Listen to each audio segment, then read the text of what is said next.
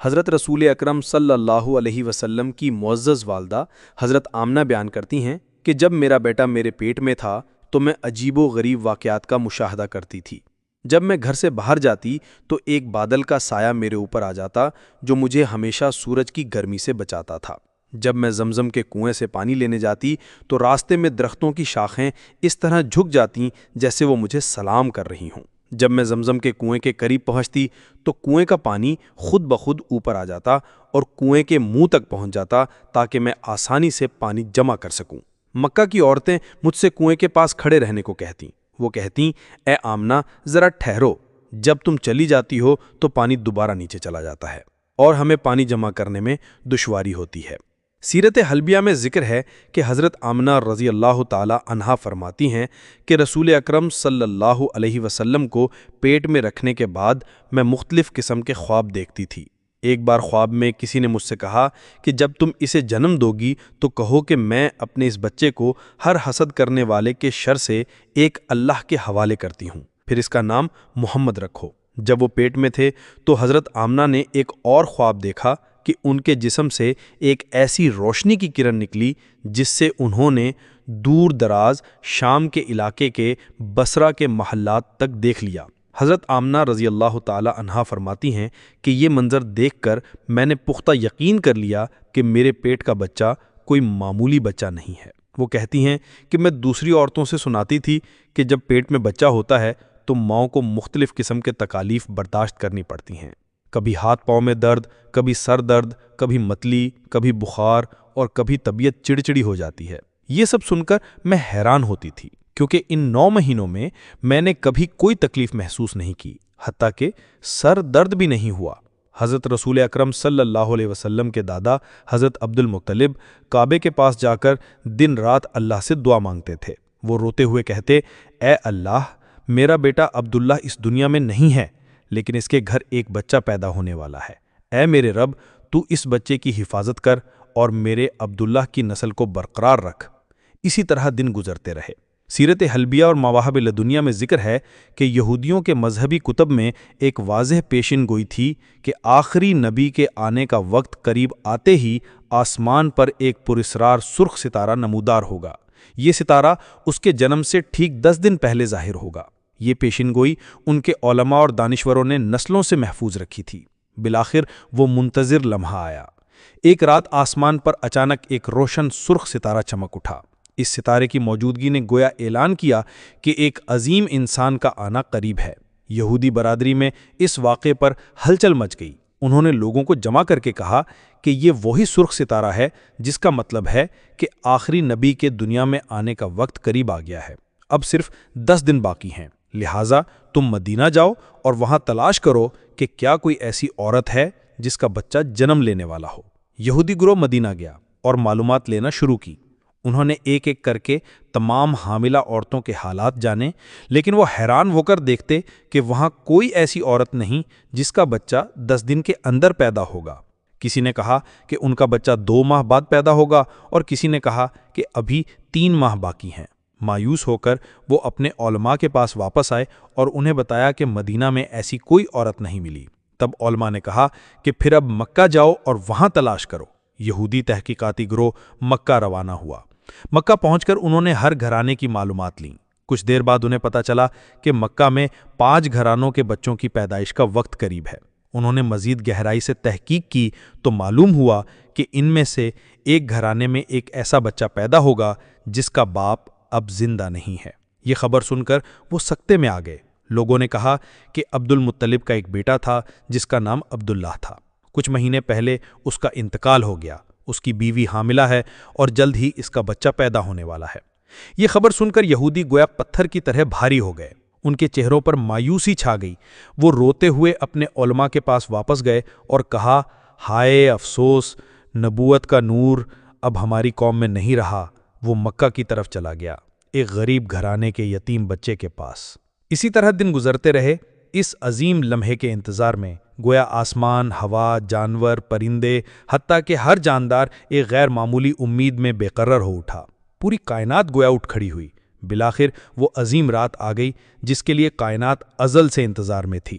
آج وہ پیدا ہوں گے جن کے نور سے زمانے کا اندھیرا کٹ جائے گا، اور وہ عظیم شخص پیدا ہوں گے جس کے لیے یہ کائنات بنائی گئی۔ دلائل النبوت میں بیان کیا گیا ہے کہ حضرت رسول اکرم صلی اللہ علیہ وسلم پیر کی صبح پیدا ہوئے۔ اس وقت بی بی آمنہ گھر میں اکیلی تھیں۔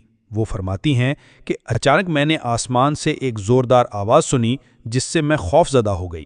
کچھ دیر بعد ایک مور کی طرح خوبصورت پرندہ میرے گھر میں داخل ہوا اور اپنے پروں سے میری پیشانی کو چھوا۔ اس سے میرا سارا خوف دور ہو گیا اور میرا دل خوشی اور سکون سے بھر گیا۔ اس کے بعد وہ پرندہ مجھے ایک میٹھی چیز کھلا کر آسمان کی طرف لوٹ گیا۔ پھر ایک خوبصورت جوان گھر میں آیا اور بی بی آمنہ کو ایک گلاس شربت دیا اور کہا کہ اسے پیو۔ شربت دودھ کی طرح سفید اور لذیذ تھا۔ پینے کے بعد وہ جوان چلا گیا۔ تب بی بی آمنہ نے دیکھا کہ شربت سے ایک روشن نور آسمان کی طرف اٹھا۔ کچھ دیر بعد آسمان سے چند خوبصورت عورتیں آئیں۔ بی بی آمنہ نے ان سے پوچھا، آپ کون ہیں؟ انہوں نے کہا، ہم ہاجرہ، حضرت مریم اور حضرت آسیہ ہیں۔ اللہ کے حکم سے ہم آپ کے خدمت کے لیے آئی ہیں، آپ ڈرے نہیں۔ یہ سن کر وہ مطمئن ہو گئیں۔ انہوں نے خدمت شروع کی۔ تب ایک غیبی آواز آئی، اے آمنہ، اپنے بچے کو لوگوں کی نظروں سے چھپا کر رکھو۔ پھر چند عورتیں خوشبو اور عنبر لے کر گھر میں آئیں۔ بی بی آمنہ نے دیکھا کہ ان کے گھر کے اوپر شاندار پرندے اڑ رہے ہیں جو انہوں نے پہلے کبھی نہیں دیکھے تھے۔ یہ دل فریب منظر دیکھ کر ان کا دل بھر گیا۔ اسی ماحول میں حضرت محمد رسول اللہ صلی اللہ علیہ وسلم پیدا ہوئے۔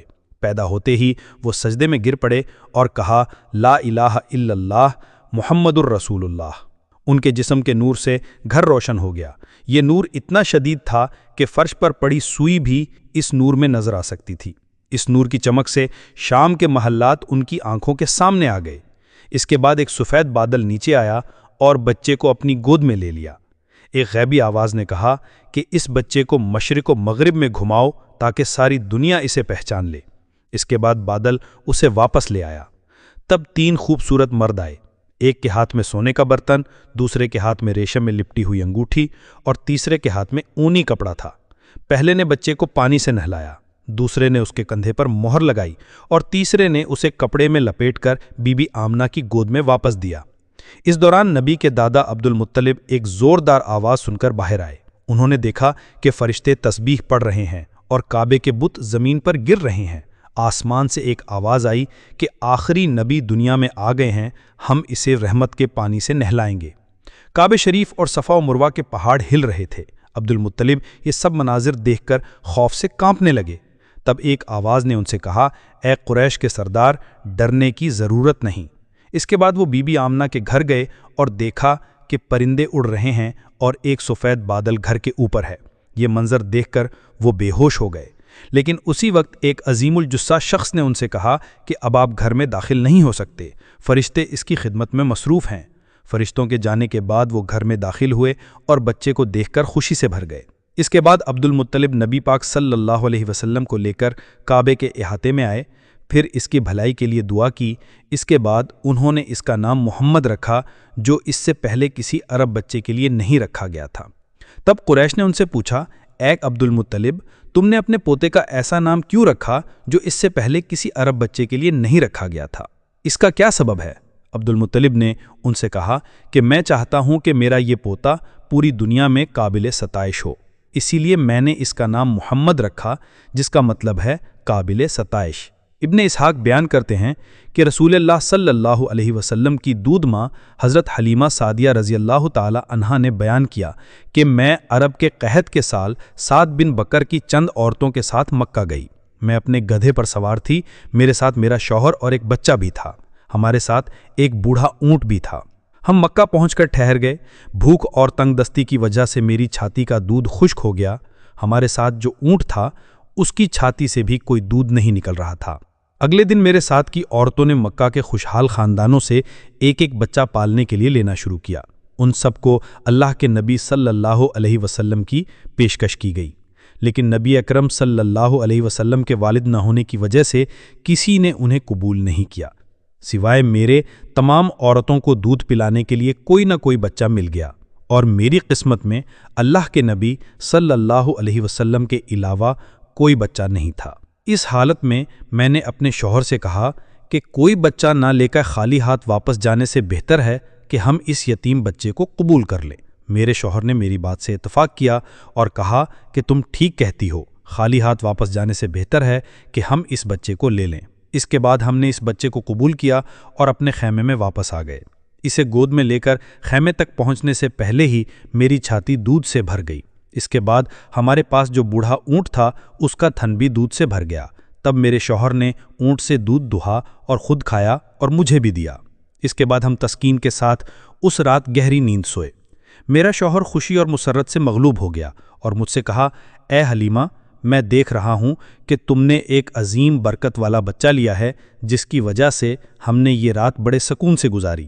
اس کے بعد ہم اپنے وطن واپس جانے کی تیاری کرنے لگے۔ جب میں مدینہ سے مکہ دھدے پر آئی تھی، وہ اتنا سست تھا کہ قافلے کے سب لوگوں سے پیچھے رہ گیا تھا۔ لیکن جب قافلہ دوبارہ مکہ سے مدینہ کی طرف روانہ ہوا تو میرا گدھا اتنا تیز ہو گیا کہ قافلے کے سب لوگوں کو پیچھے چھوڑ کر آگے نکل گیا۔ یہ دیکھ کر میرے ساتھیوں نے مجھ سے کہا، اے حلیمہ، کیا یہ وہی گدھا ہے جو تم آنے کے وقت لائی تھیں؟ یہ تو اب بہت طاقتور ہو گیا ہے۔ آخر اس دوران کیا ہوا کہ تمہارا گدھا اتنا قوی ہو گیا؟ اسی طرح حضرت حلیمہ سعدیہ رضی اللہ تعالی عنہا بنو سعد کی بستی میں واپس آئیں۔ وہ مزید کہتی ہیں کہ اس بستی کے چراگاہوں میں بالکل گھاس نہیں تھی، لیکن جب ہم مکہ سے واپس آئے تو ہماری بکریاں جو چراگاہوں میں جاتی تھیں وہ شام کو پیٹ بھر کر گھر واپس آتی تھیں اور ان کے تھن دودھ سے بھرے ہوتے تھے۔ ایک لفظ میں ہم اور ہمارے جانور کافی خوشی اور سکون سے دن گزارنے لگے۔ اس کے برعکس دوسرے لوگوں کی بکریاں خوراک کی کمی کی وجہ سے بالکل دودھ کے بغیر ہو گئیں۔ اس کے بعد انہوں نے اپنے چرواہوں سے کہا کہ تم اس جگہ پر بکریاں کیوں نہیں چراتے جہاں حلیمہ کی بکریاں چرتی ہیں۔ اس کے بعد انہوں نے اپنی بکریوں کو ہماری بکریوں کے ساتھ چھوڑنا شروع کیا، لیکن اس سے بھی کوئی فائدہ نہ ہوا۔ شام ہوتے ہی ہماری بکریاں پیٹ بھر کر گھر واپس آتی تھیں، لیکن ان کی بکریاں بھوکی رہ جاتی تھیں۔ اس دوران اللہ کے نبی صلی اللہ علیہ وسلم کی عمر 2 سال ہو گئی۔ وہ اتنی تیزی سے بڑھ رہے تھے جو عام طور پر دیکھنے میں نہیں آتا۔ 2 سال کی عمر میں ہی وہ بہت بڑے لگ رہے تھے۔ اس وقت انہوں نے دودھ چھوڑ دیا اور دوسری چیزیں بھی کھانا سیکھ لیا۔ اس کے بعد ہم انہیں ان کی ماں کے پاس لے آئے۔ اللہ کے نبی صلی اللہ علیہ وسلم میں مذکورہ بالا برکتوں کو دیکھ کر ہم انہیں کچھ اور دن اپنے پاس رکھنا چاہتے تھے، اسی لیے ہم نے ان کی ماں سے کہا کہ آپ اپنے بچے کو ہمارے حوالے کر دیں۔ خاص طور پر مکہ میں جو بیماریاں اور قحط چل رہا ہے، اس میں یہ بچہ ہمارے پاس زیادہ محفوظ رہے گا، ہم ایسا خیال کرتے ہیں۔ مختصراً اسی طرح حضرت حلیمہ سعدیہ اور ان کے شوہر نے رسول اکرم صلی اللہ علیہ وسلم کی پیاری والدہ حضرت آمنہ سے اصرار کرنا شروع کیا۔ بالآخر حضرت آمنہ نے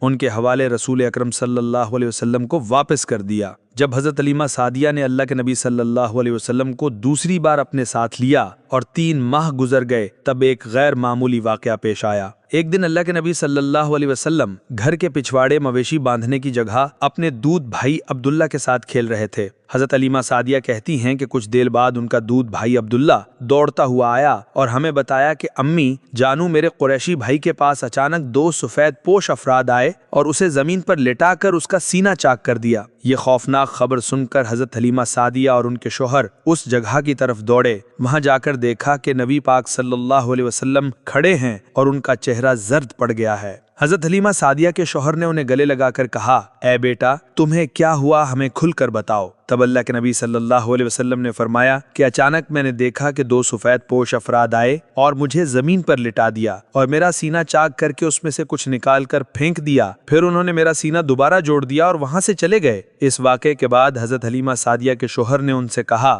کہ تمہارا کیا خیال ہے، کیا اس بچے پر کوئی اثر ہوا ہے؟ اب کسی بھی طرح اس بچے کو ہمارے پاس رکھنا مناسب نہیں ہوگا، نہ جانے کب کیا ہو جائے، لہٰذا چلو ہم اسے جلد ہی اس کی ماں کے پاس واپس کر دیتے ہیں۔ چنانچہ ہم اس بچے کو لے کر اس کی ماں حضرت آمنہ کے پاس واپس چلے گئے۔ ہمیں دیکھ کر انہوں نے کہا کہ کیا بات ہے، تم نے خود ہی کہا تھا کہ اس بچے کو کچھ دن اور اپنے پاس رکھو گے، پھر بھی اتنی جلدی کیوں واپس لے آئے؟ ہم نے کہا کہ اسے لے جانے کے بعد ہمیں لگا کہ کہیں کوئی حادثہ نہ ہو جائے، اس لیے ہم اسے آپ کے پاس واپس لے آئے ہیں۔ تب انہوں نے کہا کہ تمہارے دل میں اس قسم کا خوف کیوں پیدا ہوا؟ سچ بتاؤ، کیا کوئی واقعہ پیش آیا ہے؟ اس کے بعد حضرت آمنہ نے ان سے اصرار کیا۔ بالآخر انہوں نے وہ واقعہ سنا دیا۔ یہ سن کر انہوں نے کہا کہ کیا تم اس پر شیطان کا خوف کر رہی ہو؟ اللہ کی قسم شیطان اس کا کوئی نقصان نہیں کر سکتا، چونکہ میرے اس بیٹے کی حالت مختلف ہے۔ میں تمہیں اس کا ایک واقعہ سناتی ہوں۔ جب یہ میرے پیٹ میں تھا تو میں ہمیشہ خود کو نارمل سمجھتی تھی، مجھے کبھی ذرا سی بھی بوجھ کی کیفیت محسوس نہیں ہوتی تھی۔ اس کے علاوہ جب یہ بچہ میرے پیٹ میں تھا تو ایک رات میں نے خواب دیکھا کہ میرے اندر سے ایک نور نکلا جس کی چمک سے میں نے دور دراز شام کے محلات تک دیکھ لیا۔ اس کے بعد یہ بچہ پیدا ہوا،